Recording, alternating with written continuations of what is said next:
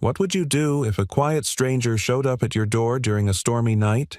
No past, no name, just eyes full of fear, and a request to stay until morning. For one small-town mechanic, that single act of kindness would change everything. Before we begin, if stories of hope, redemption, and unexpected human connection move you, consider subscribing to the channel. We'd love to have you with us for every heartfelt journey ahead. Now, let's begin. Poor mechanic took in a quiet girl for the night. She vanished by dawn, leaving a diamond pendant. The rain came down hard, slapping against the corrugated roof of Jake Miller's garage like 1,000 tiny fists. Thunder growled over the Colorado mountains, echoing down the empty streets of Ridgway, a town most folks had already forgotten. Jake stood beneath the flickering overhead light, wiping grease from his calloused hands, the rich scent of oil and rust still lingering in the air. He was just about to shut the rolling door when something caught his eye through the curtain of rain, a figure barely visible standing under the metal awning outside. At first, he thought it was a trick of the lightning. But then came the shape again, a young woman, drenched, her arms wrapped tightly around herself, face obscured by wet hair clinging to her cheeks. No umbrella, no suitcase, just a thin coat plastered to her body like she'd been walking for hours. Jake hesitated. He wasn't in the habit of letting strangers into his life. Not anymore. Not since everything fell apart, the job, the marriage, the sense of trust he used to give too freely. But she looked terrified. He walked to the door and unlocked it slowly, his voice steady but cautious. "You lost." She looked up at him, eyes sharp, glassy with rain and something deeper, fear, exhaustion. "I just need somewhere dry." "Just tonight," she said quietly. Her voice was almost a whisper, but it didn't tremble. There was resolve behind it, as if she'd made the decision only after weighing every alternative. Jake glanced out at the storm behind her. Wind howled against the metal siding. Trees swayed like they might snap. He sighed. "I got a couch. It ain't much, but it's warm. Come in." She didn't thank him. She just stepped past him like she'd used the last of her strength to ask and had nothing left to spare. The inside of the garage office was modest, old leather couch, a small heater, a coffee pot that hadn't seen fresh beans in days. Jake handed her a threadbare towel, unsure if he should ask her name or pretend none of this was happening. She dried her hair silently, sitting on the edge of the couch like someone who expected to be kicked out at any moment. He poured her a cup of instant coffee. "It's terrible," he said, setting it on the crate beside her. "But it's hot." She reached for the cup with hands that trembled. Not from cold, Jake realized, but from something else. "You got a name?" he asked, sitting in the chair opposite her. She paused. "Lena," she said, then added, "Just Lena." He nodded, accepting it at face value. They sat in silence. Outside, thunder cracked again. A tree branch scraped the side of the building like fingernails on steel. "You running from something?" he asked gently, eyes not judging, just observing. Lena looked down at her soaked shoes. "Does it matter?" Jake leaned back, crossed his arms. "Not to me. Just figured. Someone like you doesn't end up at a mechanic's garage in the middle of nowhere unless she's got a good reason." She didn't respond. Instead, she pulled the blanket tighter around her and leaned into the armrest of the couch. "I won't cause trouble," she murmured. "I believe you." Jake turned off the overhead light, leaving just the soft glow of the desk lamp in the corner. She was already asleep or close to it, face turned away from him, chest rising in slow, steady breaths. For the first time all week, the silence didn't feel heavy. He watched her for a moment longer, then stepped quietly into the back room and closed the door. By morning, the rain had stopped. Jake rubbed sleep from his eyes and stepped into the main garage, still expecting to see Lena curled on the couch. But the couch was empty. The blanket was folded neatly. The coffee cup rinsed and placed upside down on the crate. Jake's gut tightened. He stepped outside, scanning the street empty. No sign of her. He checked the door. still locked from the inside. Then he saw it. On the workbench next to a coil of wiring and an old carburetor was a small velvet pouch. Jake picked it up slowly, almost reverently, as if it might vanish in his hands. Inside was a necklace. Not costume jewelry, not something you'd find at the local pawn shop. This was something else entirely, platinum chain tear-shaped diamond pendant glinting even in the gray morning light. It looked like it cost more than the entire building he was standing in. Jake stared at it, a creeping unease curling up his spine. Why would she leave something like this? Who was she? He stepped back, instinctively scanning the shop as if expecting someone to jump out and say it was all a prank. But the silence was heavier now. Not peaceful like the night before, oppressive, foreboding. He tucked the necklace into his work shirt pocket, heart thudding against his ribs. Something was wrong. And, for the first time in years, Jake Miller felt like he was part of something far bigger than the boundaries of his quiet, broken life. She'd come in from the rain like a ghost and vanished just as silently. But ghosts didn't leave behind diamonds. Jake stood motionless, the velvet pouch still in his hand, its weight far heavier than a single necklace could explain. He ran a thumb over the soft fabric, then over the diamond flawless cool to the touch utterly out of place in his rough world of engine grease and broken carburetors. His breath fogged faintly in the chilly morning air, leaking in through the thin insulation. He'd woken expecting to brew a pot of bad coffee rotate tires for a neighbor's beat-up Subaru and maybe fix the busted heater in his pickup. Not to be standing here heart-pounding, holding something that didn't belong in Ridgeway or in his life. He sat down slowly on the edge of the couch where Lena had slept just hours ago. The cushion still held a faint warmth. A single long strand of dark hair clung to the fabric. Jake's fingers hovered near it, then retreated. It felt too personal, too sacred to disturb. Why did she leave this behind? Jake wasn't naive. He knew enough about the world to recognize two possibilities: either Lena had left the necklace by mistake, or she had left it on purpose. But if it was an accident, why fold the blanket so carefully? Why rinse the cup? Why vanish? His instincts whispered something deeper. She had planned it. Every movement, every word. Even the way she gave him just her first name. There was pain behind her eyes, yes, but there was calculation too. Like a person who'd rehearsed the escape 1,000 times in her head and had finally executed it with the precision of a whisper. He reached for his phone and opened a browser. The slow internet connection crawled as he typed diamond necklace teardrop platinum, half expecting nothing. But the moment the search completed, his stomach tightened. There it was. Not an exact match, but close enough to make his skin crawl. Hanover Collection. Limited Series, 12. Pieces only, not for public sale. His fingers froze. Hanover. He leaned back, staring at the ceiling as if the answer might be scrawled across the rafters. The name scratched at something buried deep in his memory, business news maybe, or a magazine at the diner. Hanover. A corporation. Big, financial, ruthless, not the kind of name that floated casually into towns like Ridgeway. He clicked the link. The site required authentication investor, login only. Jake tossed the phone onto the workbench and stood, his boots echoing sharply on the concrete floor. He paced, restlessly scanning the room for something he didn't yet know he was looking for. The folded blanket. The coffee cup. And then, on the desk, something barely noticeable beneath a corner of the lamp's base. A scrap of paper. Jake moved the lamp and freed it, carefully unfolding it with rough fingers. It wasn't a letter, not even a full sentence. Just a few scribbled words, smudged at the edges like they'd been written with a wet pen or trembling hand. Don't trust anyone from Hanover. The handwriting was neat but rushed, and the ink had bled into the page like tears.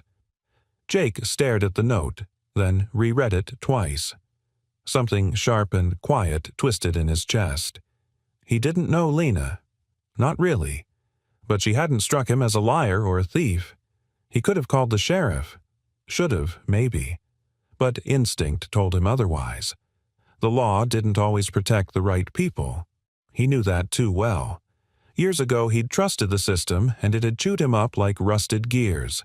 Lost his engineering license, lost his reputation, lost the woman who once called him the most honest man she knew. No. This time he wouldn't assume guilt, not without answers. A knock came at the garage door, 3 short raps firm. Jake's body tensed. That was fast. He tucked the necklace and the note into the pocket of his flannel shirt and walked to the door, peeking through the side window. A black SUV. A man in a sharp charcoal suit stepped out and stood beneath the awning. Clean shave, black gloves, sunglasses. Though the morning was cloudy, Jake opened the door a few inches enough to speak through. "Morning," he said flatly. "Mr. Miller." The man's voice was smooth corporate, like someone who had never had to raise it to be heard. "Who's asking? I'm with Hanover Private Holdings. We're conducting a confidential recovery operation. A young woman may have passed through this area last night, traveling alone, distressed. We believe she may have stolen something of significant value." Jake raised an eyebrow. "We talking about a car? I run a garage." The man didn't smile. Something far more valuable than that. Jake let the silence hang, watching the man's expression for any sign of humanity. There was none, just the faint cold gleam of someone paid well to not ask questions. "She's dangerous," the man added. "Our concern is for public safety. If you've seen her, we ask you to inform us directly, not law enforcement." That was a mistake. Too confident, too controlled. Jake nodded slowly, the picture forming now. "Can't say I've seen anyone," he said. The man's jaw twitched almost imperceptibly. "If you remember anything, time matters." He handed Jake a card.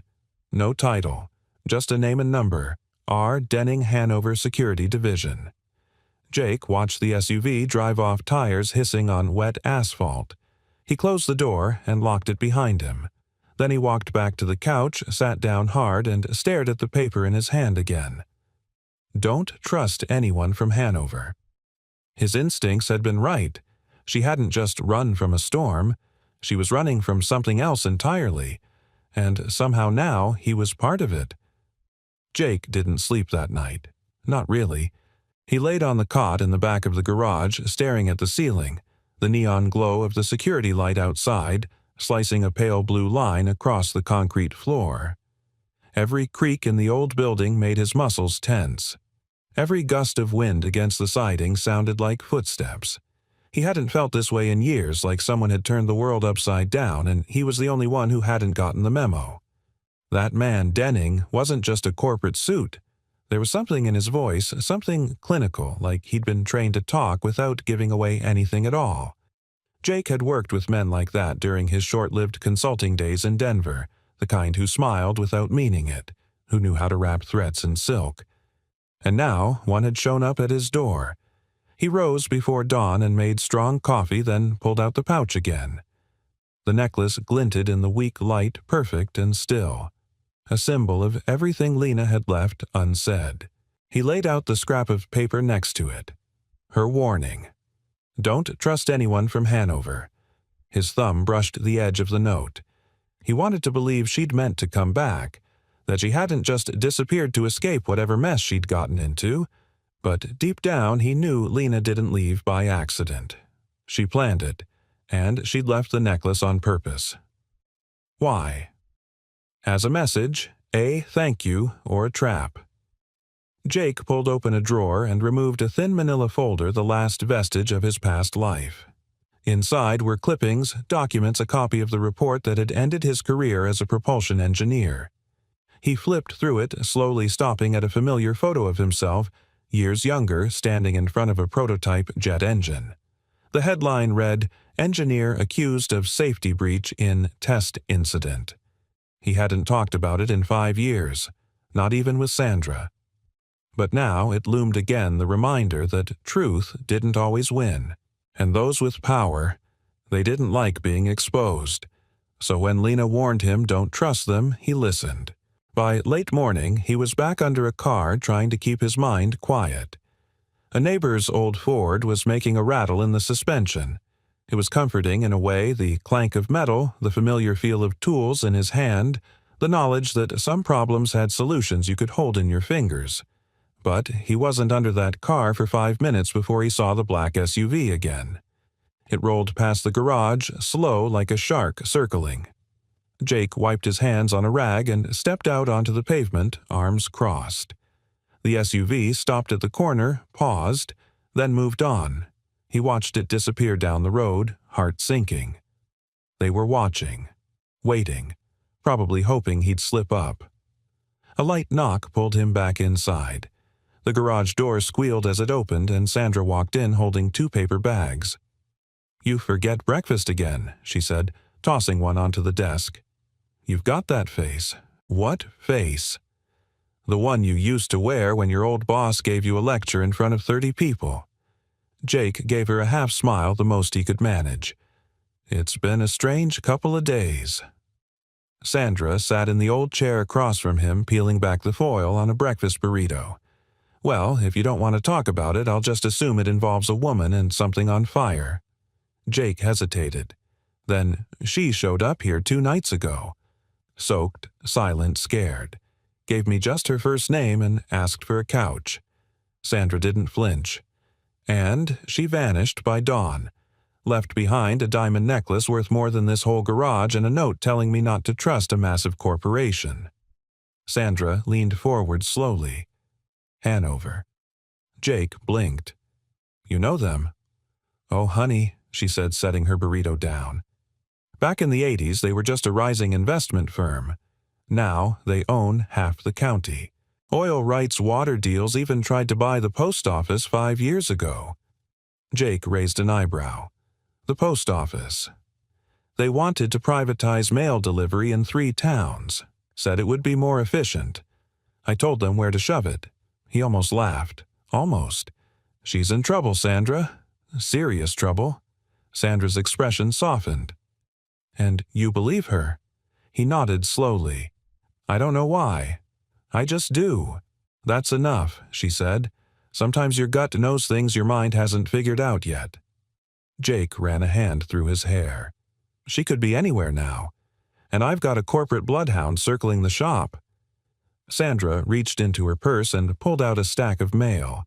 "Then maybe it's time you followed her trail before they do." He frowned. "What is that, receipts?" she said, flipping through them. "From the corner store. Gas stations. There's a charge from the Mountain View Market timestamped to the night she was here. Paid in cash, but the clerk remembers her. Said she bought tea. The expensive kind." Jake's eyes widened. "You asked about her. I know how to ask without asking Jake." He stared at the slip she handed him, time date total. It was her. Definitely her. "There's only one place in a 50-mile radius that sells that brand," Sandra continued. "Aspen Organics. Rich people tea." Jake exhaled tension curling in his shoulders. "She's heading north." Sandra gave him a look. "So what are you waiting for?" "Go, before they find her first." He hesitated, then folded the receipt, the necklace, and the note into a canvas pouch and zipped up his old army jacket. As he climbed into his beat-up truck, Sandra called after him. "You be careful, Jake. You're not just fixing cars anymore." He nodded once the engine rumbling to life beneath him. As he pulled onto the open road, he looked out over the ridgeline trees, swaying in the crisp wind clouds hanging low like a curtain waiting to rise. He wasn't sure what he was driving toward, but something deep in his chest, the same thing that once guided his hands on turbine blades and torque wrenches, told him it mattered more than anything he'd done in a long, long time. She trusted him. Now it was his turn to find her. The road to Aspen wasn't long, but it wound like a question mark across the foothills, each turn hugging the trees tight as if reluctant to let go of secrets. Jake's old truck rumbled steadily uphill, its heater groaning against the morning chill. The canvas pouch with Lena's necklace and note sat on the passenger seat, weighted by the silence between bursts of static on the radio.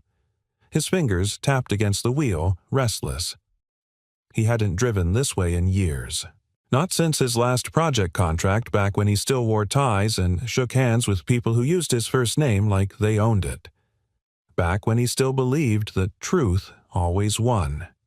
Now, all he had was a scribbled warning, a gut feeling, and a trail of tea. He pulled off at a gas station near the edge of Aspen, a rustic outpost for skiers and lost hikers.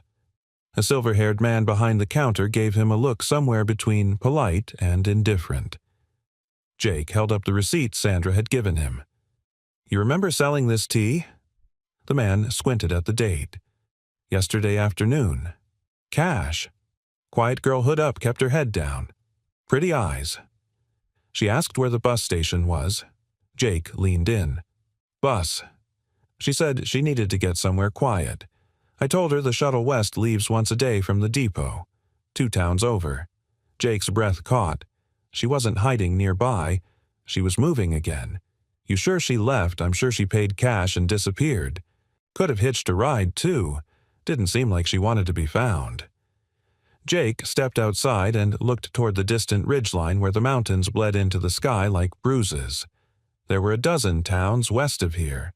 Mining towns. Ghost towns. Forgotten patches of road where no one asked questions and phones barely worked. He leaned on the hood of his truck and opened the pouch again, staring at the diamond necklace.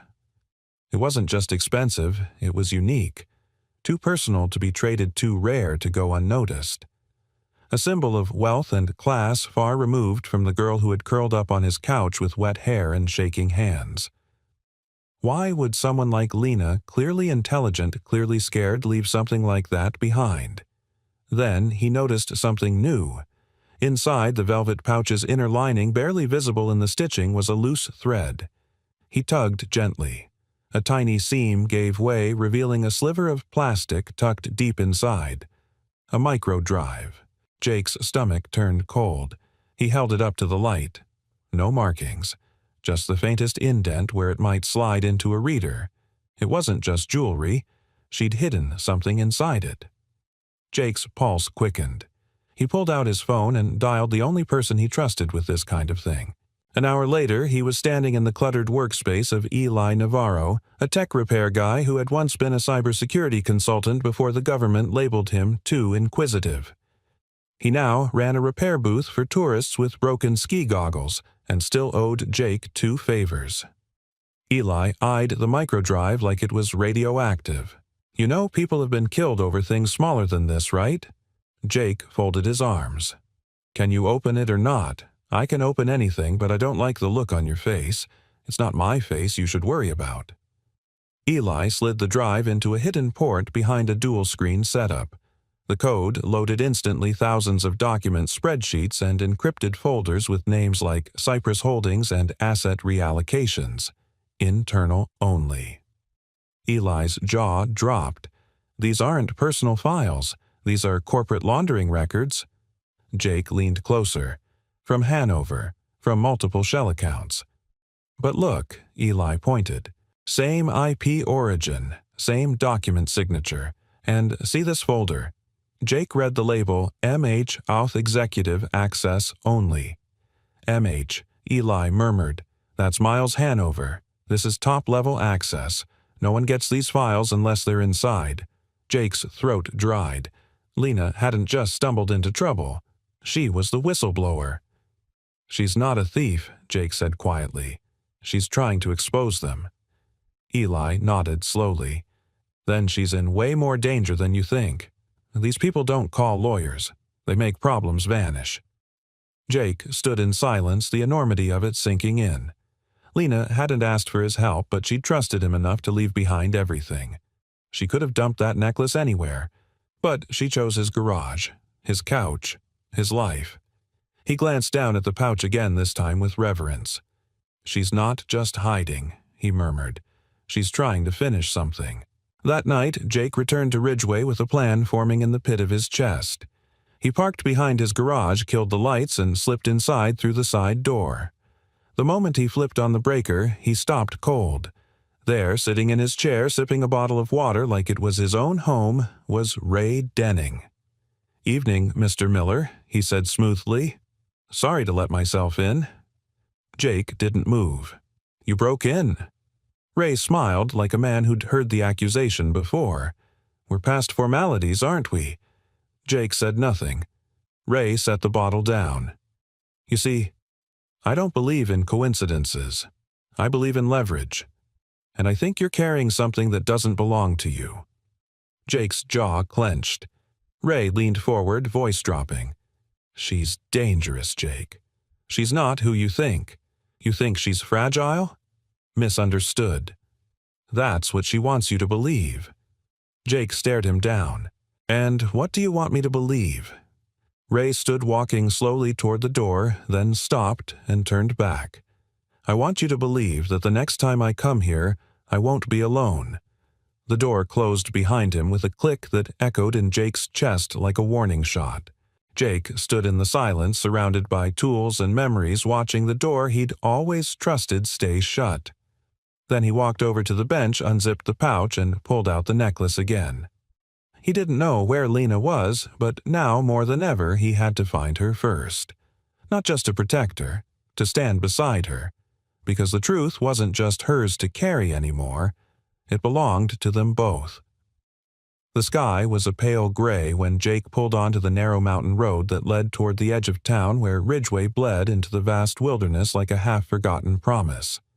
His hands gripped the wheel harder than necessary. Each turn, each tree-lined stretch felt like a narrowing funnel. The microdrive now sat locked in a small metal case hidden beneath the passenger seat. He didn't need to keep looking at it anymore. The information it carried was burned into his brain. Lena wasn't just fleeing, she was fighting, and she was doing it alone. Jake couldn't let that happen anymore. Sandra had remembered a conversation from months ago, back when a strange girl had passed through the diner asking for a place with no cameras, no neighbors, and no questions. There weren't many places like that around here. But there was one. A crumbling fuel station at the edge of a decommissioned mining trail abandoned decades ago and now barely held together by rust and pine needles. He found it just past a split in the road, hidden behind a thicket of dead firs. The roof had partially caved in. A faded, closed sign dangled sideways from the front window. Jake parked the truck and stepped out slowly, scanning the area. Everything was quiet. Too quiet. The kind of quiet that hummed with tension.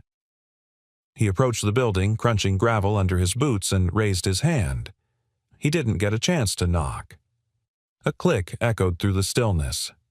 Then her voice, low, sharp, and terrified. "Don't move." Jake froze, hands in the air, heart suddenly thudding like a jackhammer.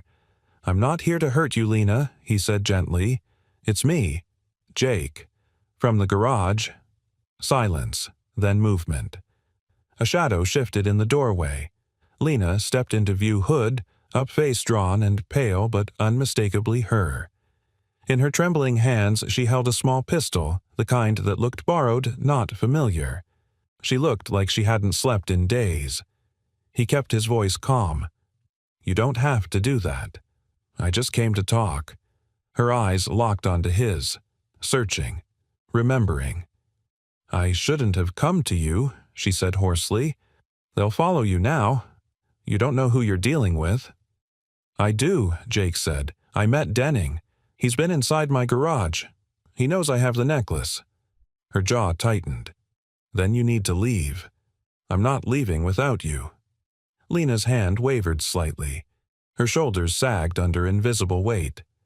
"They ruined my life, Jake.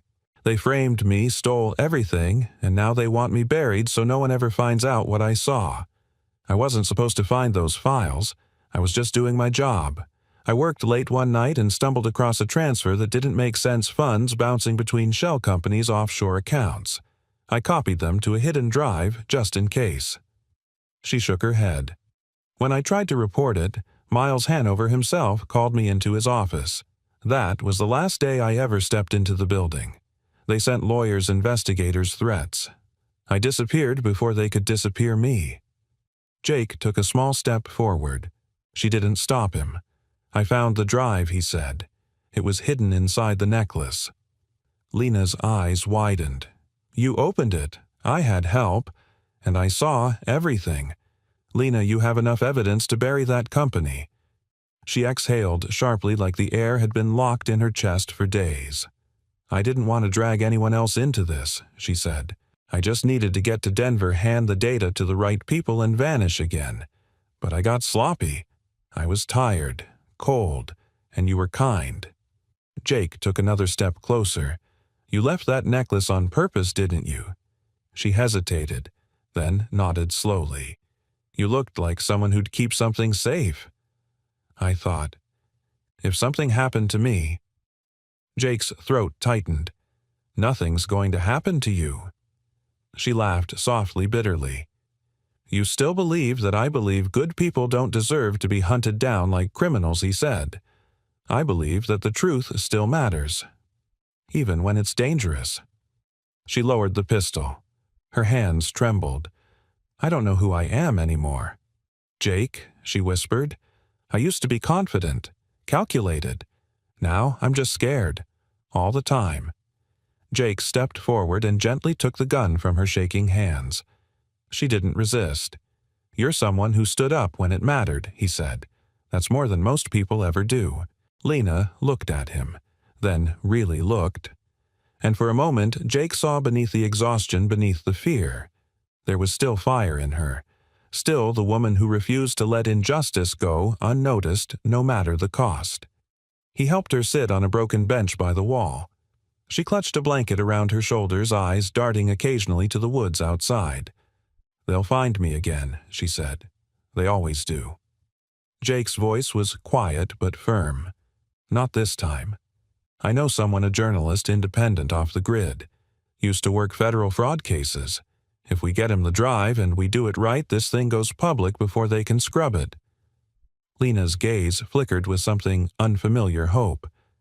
"I don't have much left, Jake. You've got the truth," he said, "and now you've got me." She smiled faintly, the first smile he'd seen from her. It didn't last long, but it was real. Jake stood and looked out the cracked window. The sun had dropped behind the mountains. Shadows stretched long across the ground. He knew time was running out, but for the first time Lena wasn't running alone. And somewhere in the distance, headlights began to crawl up the road. The low growl of tires against gravel was unmistakable. Jake stepped back from the broken window, motioning for Lena to stay low. Outside, a black SUV crept toward the abandoned fuel station, its headlights slashing through the trees like twin searchlights. The woods around them fell still, holding their breath. "It's them," Lena whispered. Jake didn't need confirmation. The rhythm of the approach, the blacked-out windows, the timing, it was Hanover's people. Denning was making his next move, and this time he hadn't come to talk. "Is there a back door?" Jake asked quickly, scanning the room.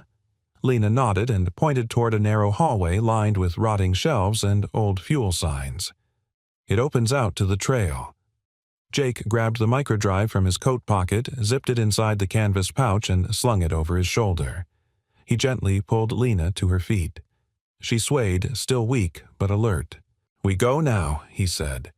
Fast and quiet. They slipped into the hallway just as the SUV came to a halt. Jake heard car doors open 2, maybe 3 men. Heavy footsteps crunched over broken glass and leaves. Voices murmured low and clipped. "They're sweeping the place." Jake pushed the back door open with the slow precision of a mechanic easing open a rusted engine. A bitter gust of mountain air hit their faces as they stepped out into the darkness. The forest loomed like a cathedral.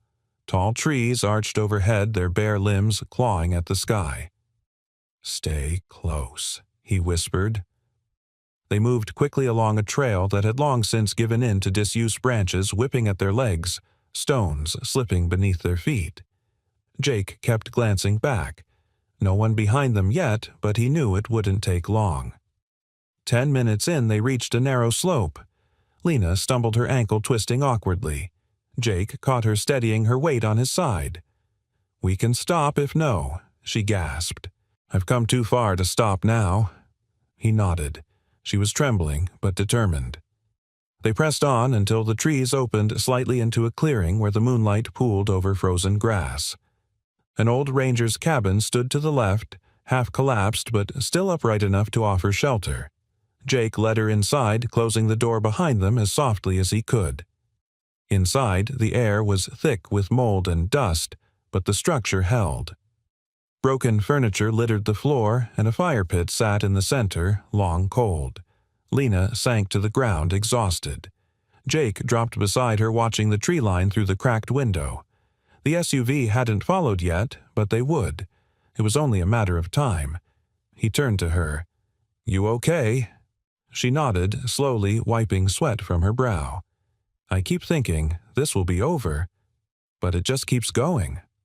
Jake looked at her for a long moment. "Lena, you don't have to carry this alone anymore.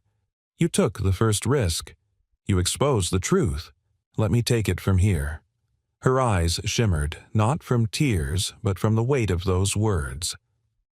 "Why are you doing this for me?" Jake's answer came without hesitation. "Because someone once let me fall when I needed help most. I swore I'd never let that happen to someone else." Lena looked away, voice barely audible. "You still believe in people?" Jake leaned back against the wall, staring at the rafters above. "I believe some people are worth believing in, and you're one of them." She didn't speak again for a while. Her body slowly relaxed, her breathing evened. Jake listened to the wind alert for any sound of pursuit. Suddenly, a sharp crack echoed outside, branches snapping. Jake reached instinctively for the wrench he'd brought from the garage, heavy steel reliable. He motioned for Lena to stay silent, then peered through the split in the doorframe. A shadow moved between the trees. Too fast for an animal. He cursed under his breath. They had found them. He turned to Lena. "We need to go." "Now." "No," she said, shaking her head. "We won't outrun them on foot again. They'll catch us." Jake's jaw tightened. She was right. Then he saw it, a rusted ATV parked behind the cabin, half hidden under a tarp and brush. Probably left behind by some ranger years ago. It was ancient, but Jake's eyes lit up with something he hadn't felt in years. A challenge. "Buy me 2 minutes," he said, already moving toward it. "If this thing still has a heart, I can wake it up." Lena stared at him. "You're going to fix an engine?" In the dark. In 2 minutes, Jake glanced back at her, a hint of a grin cutting through the tension. "You forget what I do for a living." He yanked the tarp off, exposing the old machine. The battery was dead, but the wiring was intact. With practiced hands, he rewired the ignition and siphoned a bit of leftover fuel from a rusty can nearby. He jerry-rigged a makeshift starter using the wrench as a bridge across the terminals. The engine sputtered, coughed, then roared to life. He didn't wait to celebrate. "Get on," Lena climbed behind him, arms tightening around his waist. Jake gunned the throttle and the ATV burst from behind the cabin just as a flashlight beam cut across the clearing. Shouts rang out. A bullet tore through a nearby tree, splintering bark inches from Jake's head. "Hang on," he shouted. They flew down the slope, the ATV rattling beneath them like a skeleton trying to outrun death. Trees whipped past. The wind howled.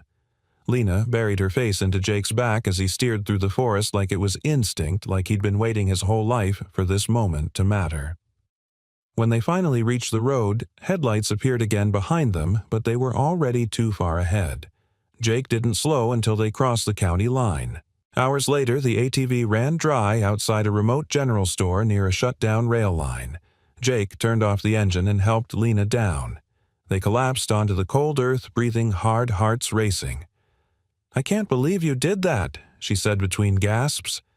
"You actually," Jake looked at her sweat-soaked and smiling despite it all. "I told you, some things are worth fixing." And for the first time, Lena laughed. Not because it was safe, but because maybe she was finally allowed to hope. The old general store was barely more than a shadow in the night. Its sign dangled crookedly rusted nails, barely holding it aloft. The windows were boarded, but the back door creaked open with a nudge from Jake's shoulder. Inside, it was musty, cluttered with crates of canned food, a broken cooler, and stacks of yellowed newspapers no one had cared to collect. Jake laid down a few canvas tarps over a corner of the floor, and Lena sank onto them with a soft sigh, her body finally allowed to feel its exhaustion. She tucked her arms around her knees, silent. Jake knelt beside her and reached into his jacket, pulling out the canvas pouch. From it, he removed the microdrive and set it between them like a relic. "There's something I need to show you," he said gently. Lena's eyes flicked to the drive, recognition flashing in them. "You decoded it." Jake nodded. Eli helped. He's ex-Fed. Burned out, but still brilliant. He opened the drive and saw everything. The shell companies, the offshore accounts, even a folder labeled M.H. Outh. It had Miles Hanover's signature on dozens of documents tied to illegal fund transfers. Lena didn't say anything at first. Her shoulders trembled not from cold, but from the sudden release of pressure, the confirmation that she hadn't gone mad, that everything she risked her life for was real. She covered her mouth with one hand. Her eyes glassed over not from fear, but from something deeper, vindication. "I wasn't sure anymore," she whispered. "I kept thinking, maybe I imagined it. Maybe I read the numbers wrong. But it was real. I wasn't crazy." Jake's voice was low, steady. "You were never crazy. You were right, and they knew it." Lena leaned back, her head resting against a shelf of dusty soup cans. Her chest rose and fell in shallow breaths. "Do you know what it's like," she said, "to be followed by people who smile while they're ruining you? To go from boardrooms to bus stations, to be called a thief by the man you once worked late nights to impress?" Jake nodded slowly. "I do." She looked at him. "I was accused once, too. Not of theft, but negligence. I was part of an aerospace project that went wrong during a demo. A sensor failed. Prototype engine lost balance mid-test. The media blamed me before the investigation even began. The company needed a fall guy, and I was a convenient name." He exhaled, memories darkening his face. "They revoked my clearance. Fired me. That garage. It's all I had left." Lena reached out and placed a hand over his. Her touch was hesitant but warm. "I'm sorry." Jake shrugged. "Don't be. It taught me who I really was when there was nothing left to hide behind." They sat in silence for a long moment, their hands still touching, the only sound the wind brushing past the walls outside. Then Jake broke the silence. "We can't keep running. It's time to do what you came here to do." Lena met his eyes. "You mean go public?" "Yes. But not just to anyone. I know someone. A journalist. His name's Cole Travers. He used to do deep-dive financial investigations for a national paper before he started his own network.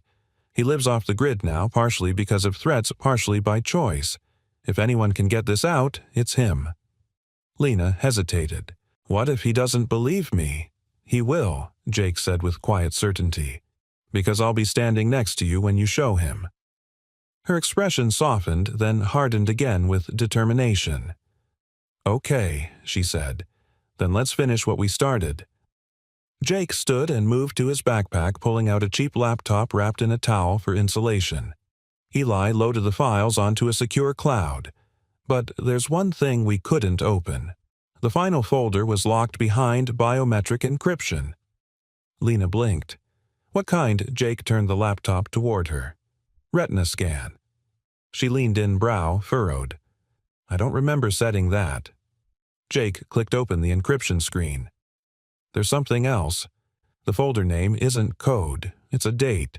He typed it out for her, 09/17/2004.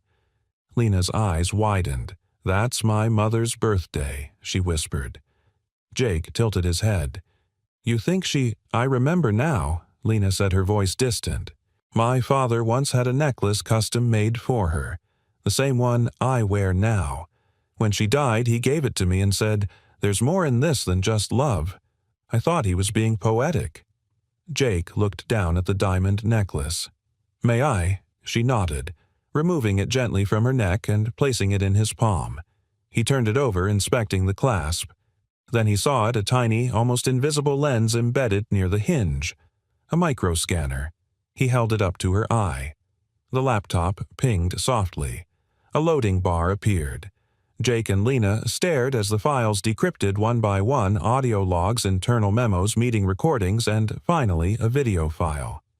Jake clicked play. The screen lit up with a recording dated just days before Lena's father died. It was Miles Hanover sitting across from him in a boardroom. The audio was clear. "You push this, and it'll be your career," Miles said. "I built this company on transparency." "Miles," her father replied, "you start funneling money to false charities, I walk." "You won't walk," Miles said coldly. "You'll vanish."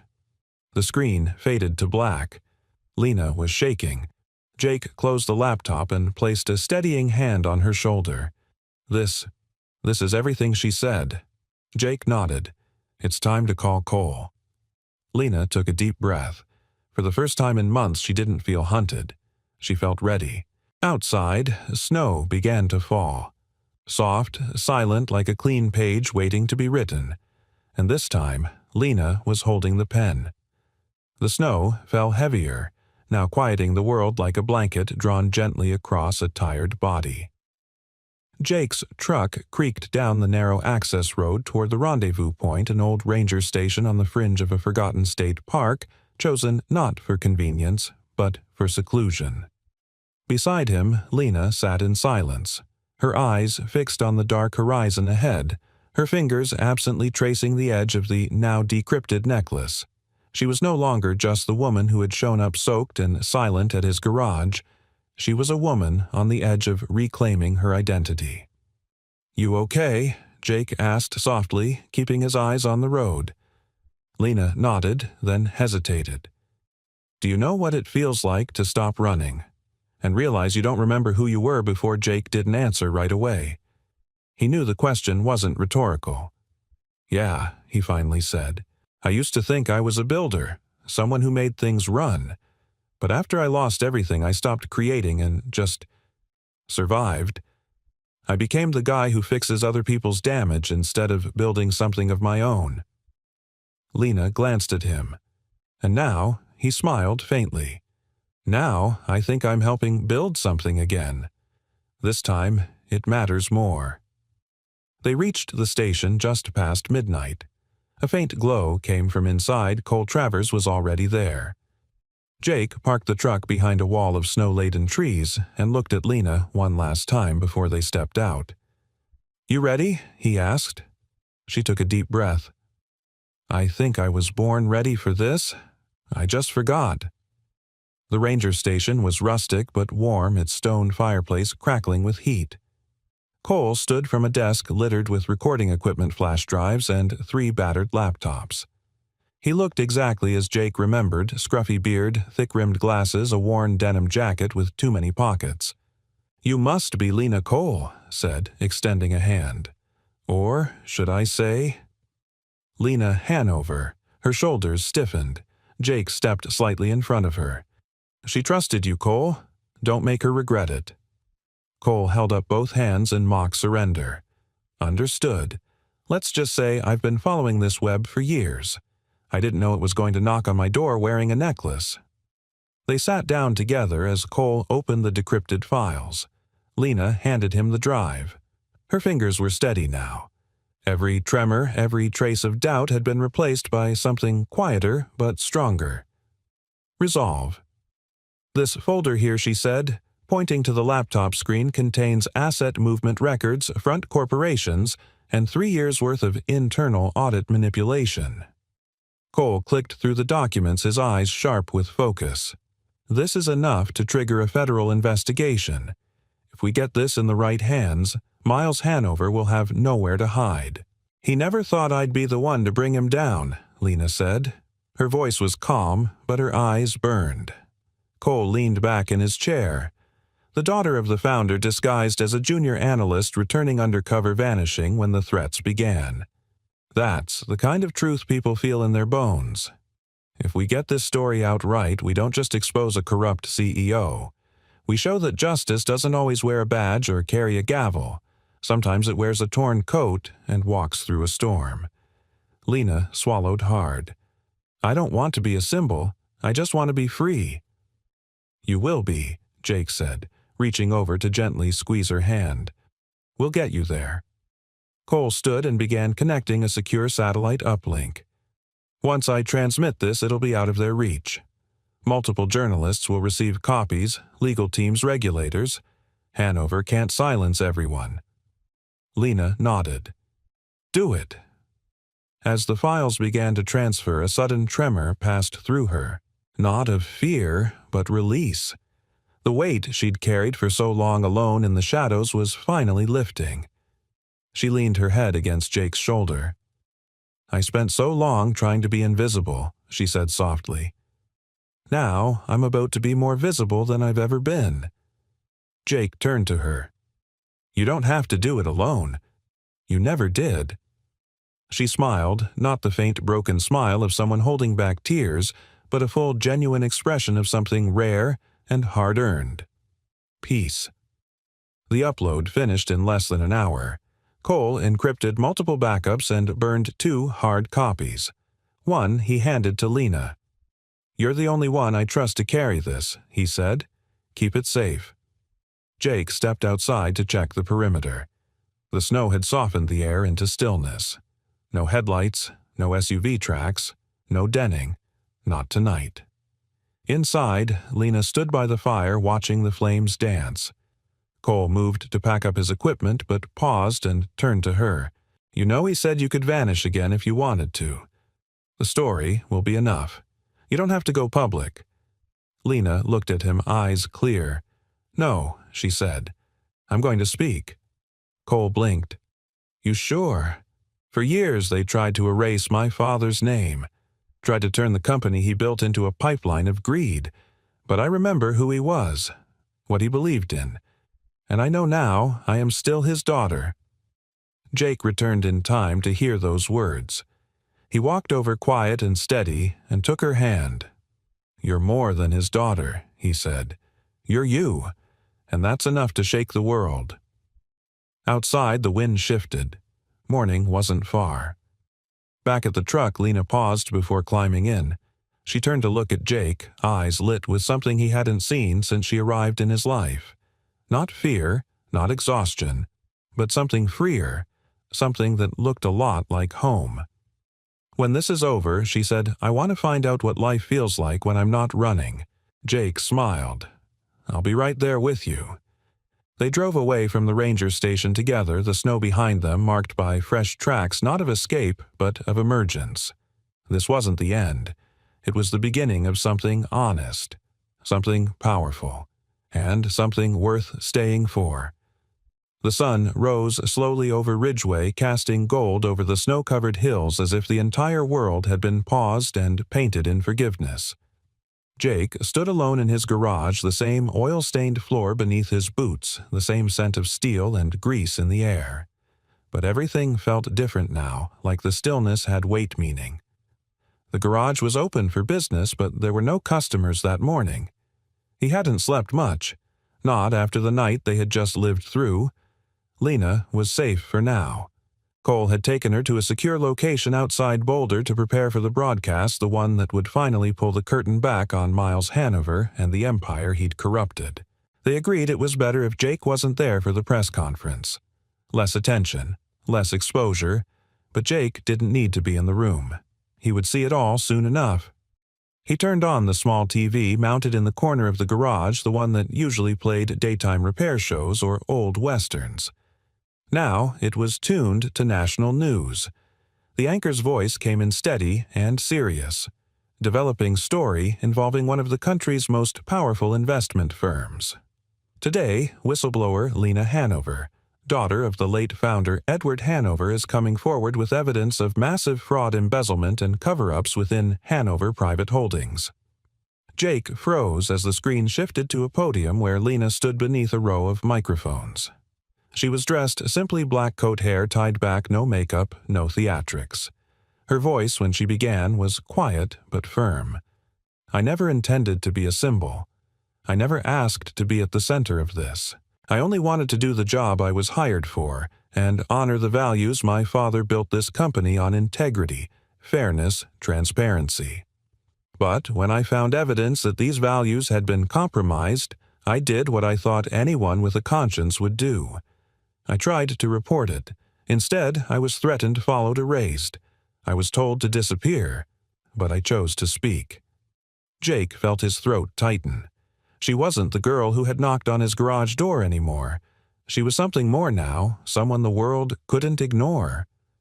The broadcast cut to snippets of the evidence-forged financial statements, transfers to offshore accounts, audio recordings of boardroom threats. Everything Jake had seen. Everything they'd risked their lives to protect. The room suddenly felt too small for the weight of it all. Jake sank into his work chair, eyes never leaving the screen. Lena continued, her voice steady. "I wouldn't be here today if it weren't for people who believed in the truth more than their safety. One of them is a man you've never met. He's not a lawyer or a politician. He's a mechanic. A man who gave a stranger shelter on a stormy night because it was the right thing to do. When the world turned its back on me, he didn't. This isn't just my story, it's his too, and it belongs to everyone who's ever been told they don't matter. You do. We all do." Jake's chest ached. He hadn't expected her to say his name. She didn't. But every word was a thank you written directly into his ribs. A tear slipped down his cheek before he could stop it. He didn't wipe it away. Later that afternoon, Sandra arrived with 2 cups of coffee and a look that said she'd watched every second of the broadcast, too. "You always knew how to pick 'em," she said, setting a cup beside him. Jake chuckled. "I didn't pick her. She just showed up." Sandra studied him for a moment, then softened. "She didn't just show up. People like her don't end up in places like this by accident. You were meant to find each other." Jake didn't argue. Deep down, he felt it too. "Think she's safe now?" he asked quietly. Sandra nodded. "As safe as truth can make a person. Which isn't perfect, but it's something." Jake took a long sip of coffee and let the warmth settle into his chest. "She asked me once if I still believed in people," he said. "I didn't have an answer then, but I do now." And Sandra asked. "I believe in her." That evening, Jake returned to the workbench. His tools were still where he left them. But now, resting beside the socket wrenches and pliers, was the velvet pouch Lena had left behind. He opened it slowly, expecting the necklace to be inside. It wasn't. Instead, there was a note. "Jake, you were the first place that felt safe after a long time of running. You didn't ask who I was. You just cared that I was cold. There's a kind of goodness in you that doesn't need headlines to matter. But I wanted you to know none of this would have happened without you. When all this is over, I hope to come back not to hide, but to stay." Lena Jake closed the pouch, his hands trembling slightly. Outside, the wind had quieted. The snow had stopped. The world was still. And in that stillness, Jake realized something he hadn't felt in years, something he didn't dare name too soon. Hope. The snow had melted into puddles by the time Lena returned. It had been 10 days since the broadcast, a whirlwind of headlines, congressional statements, subpoenas. The Hanover name was no longer synonymous with corporate dominance, but with fraud, deception, and betrayal. Miles Hanover had resigned under pressure just 48 hours after Lena's testimony. His face now lived on the news, not on magazine covers, and the empire he'd manipulated for years had begun to crumble under the weight of her courage.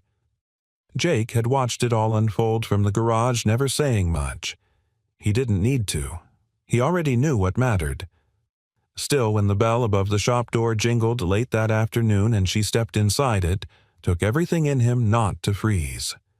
She looked different, but not in the way people change with fame. She looked rested. Her posture no longer curled in defense. Her eyes, though still touched by a cautious shadow, no longer darted like prey. She carried herself like someone who had been unburdened. But she smiled the same way. Soft. Real. Like she remembered. Jake stood from his workbench, heart thudding. He wiped his hands on a rag, suddenly unsure of what to say. He'd imagined this moment so many times in dreams, in thoughts he tried to shake off. But reality was better than all of them. "Hey," he said finally. "Hey," she echoed. Silence stretched between them for half a breath. Then Lena stepped closer, eyes scanning the room like a memory coming home. "I didn't know if I should," she said quietly, "but I wanted to." Jake tilted his head. "Come back." She nodded, not because I needed to hide, not anymore, but because there's something here I don't want to run from. His chest tightened. She glanced down at the grease-stained floor, then back up at him. Everything's moving so fast out there. Reporters, lawyers, interviews. I said no to most of it. He raised an eyebrow. Why? Because all the noise felt like them.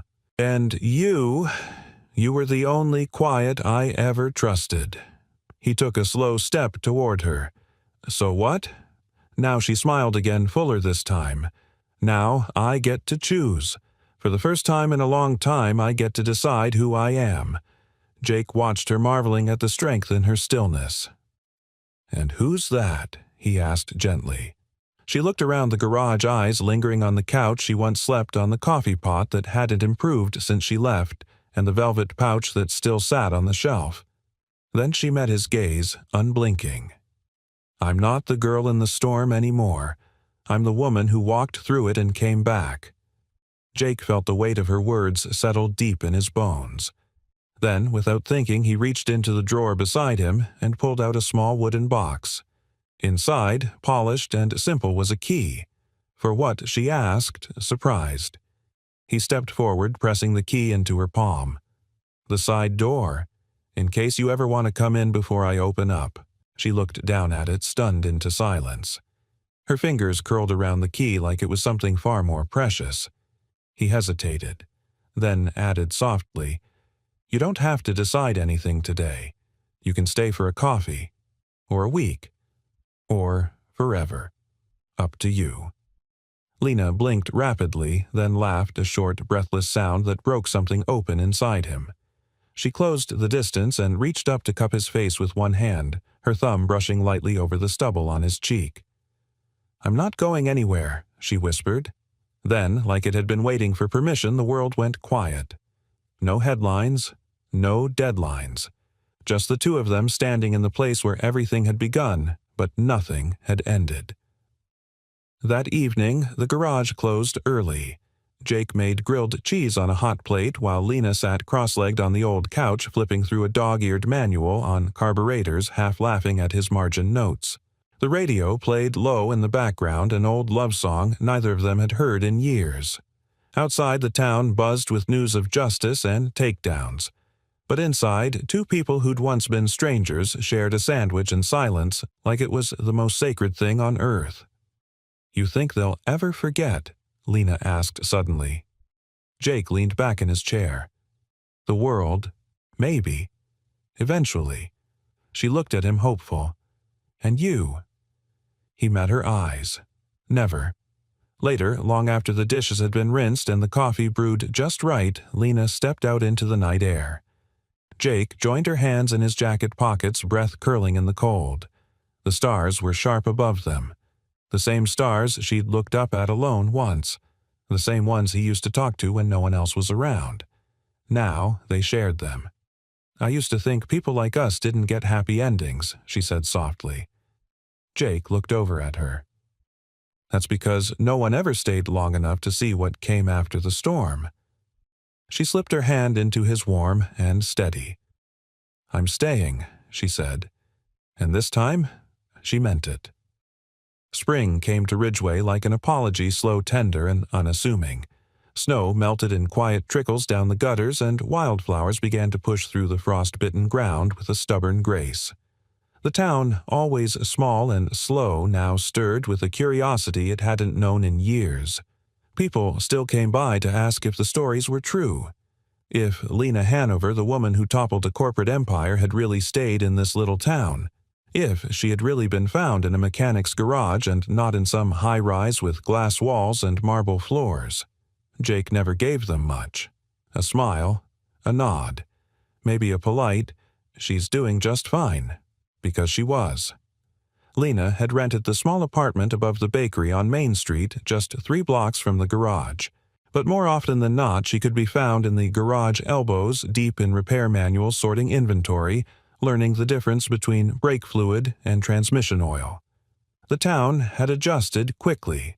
They stopped seeing her as a headline and began seeing her as she truly was, the kind of woman who waved to school buses, who brought coffee to the postman, who helped Miss Avery carry her groceries when the arthritis flared up.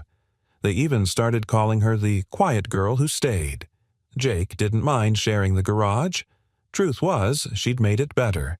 She painted the office a soft green, installed new lighting, organized the tools alphabetically, something Jake never realized he'd needed until he didn't have to dig for a torque wrench anymore. But more than that, she brought something into the space that tools couldn't fix and shelves couldn't hold. She brought presence, steadiness, healing. One Saturday morning, as the town prepared for its annual Ridgeway Spring Market, Lena stood behind the counter reviewing receipts from the week. She wore a faded flannel over a soft gray t-shirt, and her hair was pulled into a loose braid. Jake was in the back working on a Jeep with a rusted axle, humming to a song only he seemed to know. "Got another one," she called. Jake leaned out from the garage bay. Brake job, flat tire, and an odd rattle in second gear. Mr. Callahan's Buick. Jake nodded. "Tell him I'll have it ready by Thursday." Lena scribbled it on the job board. She turned just as Sandra stepped into the shop carrying a tin of her famous cinnamon rolls. "Peace offering," Sandra said, setting them down. Jake smirked. "We didn't argue. I didn't say it was your piece I was offering." Sandra replied, giving Lena a wink. "Figured you two could use a little sweetness." Lena chuckled. "Thank you. We've been running on gas station coffee and stubbornness." Sandra looked around the garage. "Place feels different now. Lighter." "It is," Lena said softly. "Jake made it feel like home. I'm just keeping it warm." Sandra smiled, but her voice turned gentle. "You didn't just warm it, sweetheart. You brought it back to life." She left with a hug and a wave, and the scent of cinnamon lingered like a blessing. That evening, as the sun slipped behind the hills and cast long golden shadows across the street, Jake finished locking up. Lena leaned against the truck, watching the sky turn lavender and rose. "You ever think," she said, "how strange it is that everything started with one rainy night?" Jake stepped beside her. "I think about it every day." She looked at him, her voice quiet. "You didn't know who I was. You didn't owe me anything. And still, you opened the door." Jake met her gaze. "You were scared, cold, tired. You didn't need to be someone.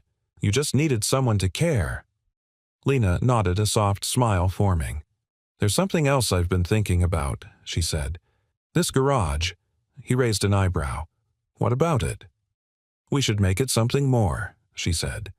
Eyes bright. "A program. For people starting over. Second chances. Teach them skills, let them work here. Mechanics, bookkeeping, customer service. Call it, I don't know."